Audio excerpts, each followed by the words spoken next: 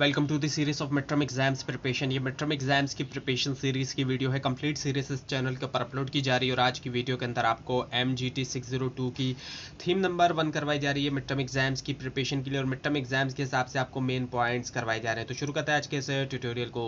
इस थीम का टाइटल है history and introduction of entrepreneurship. इसके अंदर आपको हिस्ट्री पढ़ाई जाएगी एंटरप्रेन्योरशिप की और कुछ इंट्रोडक्शन भी। अब ये पूरा सब्जेक्ट ही सारी बात है एंटरप्रेन्योरशिप के बारे में है, तो हिस्ट्री और इंट्रोडक्शन से शुरुआत की जा रही है। सो एंटरप्रेन्योरशिप जो है वो बस वर्ड है आज के दौर में अगर हम देखते हैं, और एंटरप्रेन्योरशिप जो है जाहिर बात है बिजनेस करने के बारे में है। बिजनेस किया जाता है एंटरप्रेन्योरशिप के अंदर, और जाहिर बात है लोगों का प्रॉफिट अर्न करना मकसद भी होता है। साथ में वर्क फोर्स को भी ऐड किया जाता है इकोनॉमी के अंदर, और एक बिजनेस ग्रेजुएट जो है जाहिर बात है इनके पास चॉइस होती है कि या तो वो जॉब क्रिएटर बन जाए, दूसरों को जॉब प्रोवाइड करें बिजनेस करते हुए, या फिर वो जॉब सीकर बन जाए, जॉब की तलाश में रहें। तो दोनों चॉइस मौजूद होती है बिजनेस ग्रेजुएट्स के पास, जो दूसरे ग्रेजुएट्स के पास नहीं होती।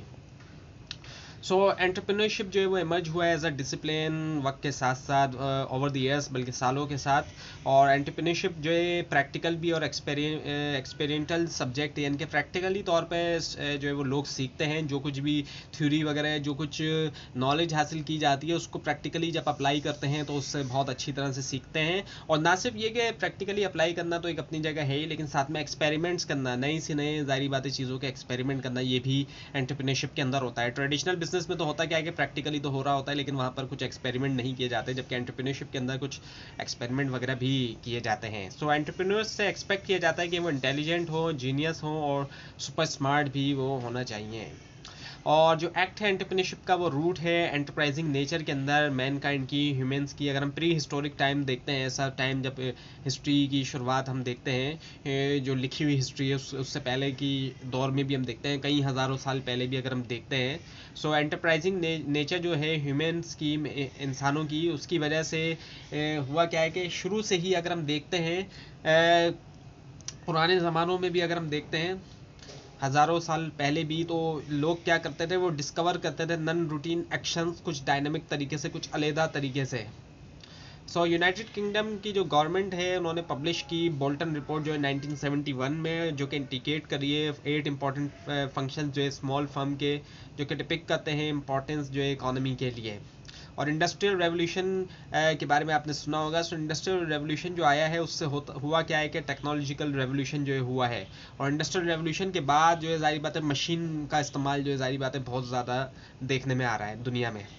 और entrepreneurship as an academic discipline की हम बात करें, आप इसको एज एन एकेडमिक डिसिप्लिन भी पढ़ रहे हैं। सो एक एकेडमिक डिसिप्लिन के तौर पर ये ब्रांच है नॉलेज की, एक पर्टिकुलर एरिया भी है स्टडी का, या फिर एक सब्जेक्ट भी है जिसको सिखाया जाता है, पढ़ाया जाता है कॉलेज के अंदर या फिर यूनिवर्सिटीज़ के अंदर भी, और आप भी इसको यूनिवर्सिटी के अंदर पढ़ रहे हैं। सो एंटरप्रेन्योरशिप एक इंटरडिसिप्लिनरी डिसिप्लिन है, यानी कि इसमें कई सारे जो डिसिप्लिन है, कई सारे दूसरे सब्जेक्ट्स जो हैं उनके आपको इसके अंदर टॉपिक्स देखने में मिलेंगे, उनकी चीज़ें देखने में मिलेंगी। जैसे कि बिजनेस एडमिनिस्ट्रेशन जो कि मेन जो है जाहिर बात है, जो मेन जो इसका डिसिप्लिन है एंटरप्रेन्योरशिप का, वो तो बिजनेस एडमिनिस्ट्रेशन है। इसके अलावा सोशियोलॉजी भी है, जो सोसाइटी वगैरह है उसके बारे में भी, और साइकोलॉजी, नफ्सियात, इंसान की, कल्चर, जाहिर बात है कल्चर के बारे में पढ़ना, और मार्केटिंग, प्रोडक्ट्स की फिर जाहिर बात है मार्केटिंग की जाती है, फाइनेंस, जाहिर बात है हिसाब किताब वगैरह आ जाता है इसके अंदर, और जोग्राफी, जाहिर बात है डिफरेंट लोकेशंस के बारे में।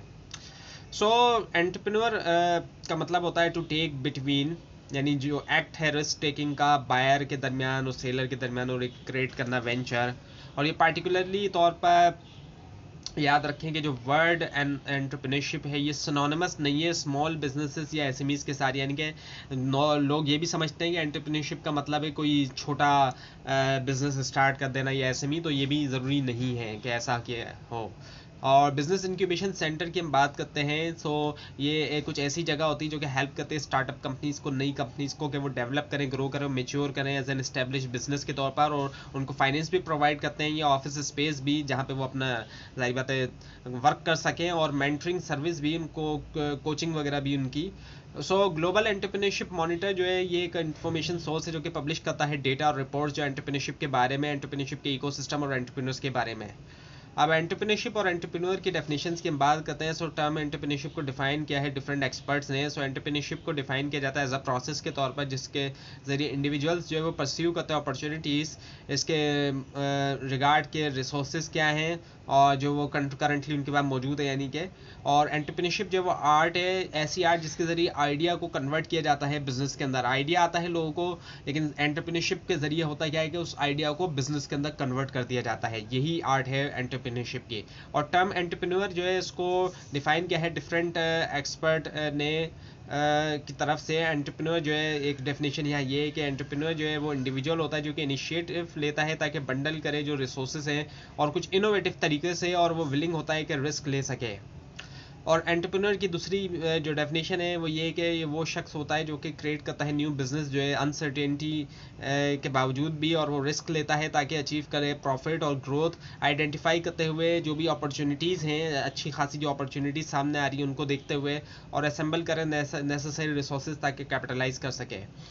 और तीसरी डेफिनेशन ये है कि एंटरप्रेन्योर वो होता है जो कि एक्सरसाइज करता है इनिशिएटिव जो है ऑर्गेनाइज करते हुए एक वेंचर ताकि ले सके बेनिफिट जो है अपॉर्चुनिटी का, और एज अ डिसीजन मेकर वो डिसाइड करता है कि what, how and how much जो है गुड या सर्विस जो है वो प्रोड्यूस होंगे।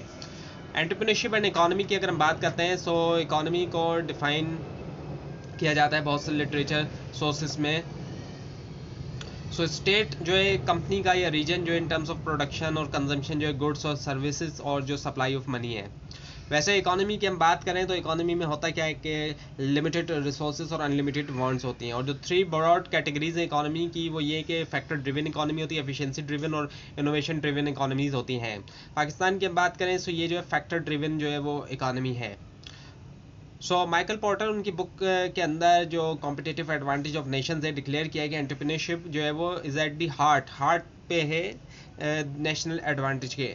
और एंटरप्रेन्योरियल इकोसिस्टम की बात करें तो इन्फॉर्मेशन जो है वो बहुत अच्छी सोर्स होती है एंटरप्रेन्योर के लिए, बेसिक और स्ट्रेटजिक प्लानिंग के लिए। और ग्लोबल एंटरप्रेन्योरशिप और जो डेवलपमेंट इंस्टीट्यूट है वो एक रिसर्च ऑर्गेनाइजेशन है जो कि एडवांस करता है नॉलेज जो है रिलेशनशिप के ऊपर एंटरप्रेन्योरशिप के दरमियान, इसके अलावा जो इकोनॉमिक डेवलपमेंट और जो प्रॉस्पेरिटी है। और ग्लोबल एंटरप्रेन्योरशिप इंडेक्स जो एक फ्लैगशिप प्रोजेक्ट है GDI की तरफ से, और GEI जो है मेजर करता है इकोसिस्टम जो है नेशनल और रीजनल लेवल दोनों के ऊपर। और एंटरप्रेन्योर्स एंटीसीडेंट और मिथ्स की हम बात करें तो पहला क्वेश्चन ये आता है कि वाई इंडिविजुअल बिकम्स एंटरप्रेन्योर। अब लोग जो है जाहिर बात है क्यों एंटरप्रेन्योर बनना चाहते हैं, कोई शख्स एंटरप्रेन्योर क्यों बन जाए। तो अब उसके आंसर कुछ ये हैं कि क्रिएटिविटी जो है जाहिर बात है फिट नहीं होती कॉर्पोरेट एनवायरनमेंट में। यानी कि अब एक शख्स अगर किसी कंपनी वगैरह में जॉब कर रहा है तो वहाँ जाहिर बात है जो उसकी क्रिएटिविटी है वो उसको जाहिर बात है यूटिलाइज नहीं कर सकता, उसकी क्रिएटिविटी को हो सकता है वहाँ एक्सेप्ट ना किया जाए। और उसके बाद ये भी है कि वो ऐसा लाइफ स्टाइल चाहे जो 9 to 5 बाउंड ना हो। 9 to 5 वाली जो जॉब नॉर्मली होती है, सो इस तरह का लाइफ स्टाइल लोग नहीं चाहते, इस वजह से भी एंटरप्रेन्योर बनते हैं। इसके अलावा बी और ऑन बॉस, ये एक बहुत सबसे ज़्यादा जो अहम कहा जा सकता है वो ये भी है कि अपना खुद का बॉस बनना, दूसरों के अंडर में रहकर काम करने के बजाय खुद जो है जाहिर बात है बॉस बने और अपना बिजनेस चलाएं। और एंटरप्रेन्योर्स एक्टिव लर्नर होते हैं, ये परस्यू करना चाहते हैं अपने खुद के आइडियाज़ पे काम करना चाहते हैं, और इनके आइडियाज़ भी अनकन्वेंशनल और वेरी इनोवेटिव होते हैं। इनके जो नॉर्मली लोगों को आइडियाज़ आते हैं उससे हटके होते हैं ज़रा, और नए तरह के आइडियाज़ होते हैं। एंटरप्रेन्योर ये अज्यूम करते हैं कि अनलिमिटेड अर्निंग पॉसिबिलिटी, यानी कि इनकी सोच ही ये होती है कि ऐसा नहीं है कि हमारे लिए अर्निंग की कोई पॉसिबिलिटी जो है वो सिर्फ एक ही जगह से है। नॉर्मली होता क्या है कि जॉब करने वालों की माइंडसेट कुछ इस तरह का भी होता है, सोचते हैं कि जब एक जॉब उनकी चल रही तो सोचते हैं कि यही सही है और यही चलती रहे। लेकिन जो एंटरप्रेन्योर्स होते हैं वो सोचते हैं कि हम अनलिमिटेड जगह से अर्न कर सकते हैं, यानी कि मुख्तलिफ जगहों से अर्न करेंगे। वो ये नहीं सोचते कि एक ही जगह से हम अर्न करेंगे, बल्कि कई सारी जगहों से वो अर्निंग करना चाहते हैं। सो एंटरप्रेन्योर्स जो है वो जाहिर बात है एंटरप्रेन्योरशिप से मिलती है ऑटोनॉमी, फ्रीडम और रिस्पॉन्सिबिलिटी भी मिलती है साथ में, और एक सेंस ऑफ अचीवमेंट होता है। और कॉमन मिथ जो है एंटरप्रेन्योरशिप के बारे में वो ये कि कुछ लोग ये कहते हैं कि एंटरप्रेन्योर्स जो बॉर्न होते हैं वो बनाए नहीं जा सकते, यानी कि बन नहीं सकते, ये भी एक मिथ है कहना। और इसके अलावा ये भी है कि वो बहुत ज़्यादा रिस्क टेकर होते हैं, बहुत ही ज़्यादा, मतलब एक रिस्क टेकर होना है, बहुत ही ज़्यादा रिस्क टेकर होना ये भी कहा जाता है। और प्राइमरीली मोटिवेट होते हैं पैसों से, ये भी लोगों का कहना है। और इसके अलावा कि वो ओवरवेल्म होते हैं उनके अपने आइडियाज़ से, वो दूसरों को ही नहीं सुनते, ये भी लोगों का कहना होता है। लोगों का ये भी कहना है कि वो हाईटेक विज़र्ड हैं और स्पॉटलाइट को पसंद करते हैं, यानी कि रोशनियों में रहना, सुर्खियों में रहना। और ये भी है कि लाजमी तौर पे एंटरप्रेन्योर को इन्वेंटर होना चाहिए, कुछ ईजाद करें क्योंकि ये इनोवेटर होते हैं, ये भी लोगों का कहना है। और कुछ लोग आपको ये भी कहते हुए दिखाई देंगे कि डिग्री की ज़रूरत नहीं है अगर आप जो है वो एंटरप्रेन्योर बनना चाहते हैं। तो ये डिपेंड करता है बैकग्राउंड के ऊपर भी, जारी बात है डिपेंड करता है। किसी का बिजनेस बैकग्राउंड नहीं है तो ऐसे लोगों के लिए तो ऑब्वियसली बात है डिग्री बहुत यूज़फुल होती है उनको एंटरप्रेन्योरशिप सीखने में। सो अगर आपके पास पैसा नहीं है और आप जो है वो एंटरप्रेन्योर नहीं हो सकते, लोग ये भी कहते हैं। हालांकि जाहिर बात है कई सारे इन्वेस्टर्स हैं जो चाहते हैं कि उनको उनका बिजनेस रन करे कोई, उनके पास टाइम नहीं, वो चाहते हैं कि बिजनेस रन करे कोई, वो पैसा लगाने के लिए भी तैयार होते हैं। और ये भी एक मिथ है कि एंटरप्रेन्योर यूजुअली तौर पे यंग होंगे लाजमी, ये भी लोगों का कहना है, जो कि ज़रूरी नहीं है ऐसा हो, और वो सुपर जीनियस हो और सुपर एनर्जेटिक हो किसी हीरो की तरह। तो ये भी कोई सारी जो है मिथ है लोगों की। जो पोटेंशियल बेनिफिट्स हैं एंटरप्रेन्योर होने के, वो ये कि पहली चीज़ तो ये कि आप अपने ख़ुद के इंचार्ज हैं, अपनी ख़ुद की डेस्टिनी के, अपनी ख़ुद की मंजिल के। और एंटरप्रेन्योर जो है वो चूज़ करते हैं अपना ख़ुद का रास्ता ताकि वो क्रिएट करे एक वेंचर को, और आप जो है वो इनोवेटर भी हो सकते हैं। और इसके अंदर कोई एज लिमिट नहीं है। सबसे जो अच्छी बात ये है कि वो यही कि इसके अंदर कोई एज लिमिट नहीं है।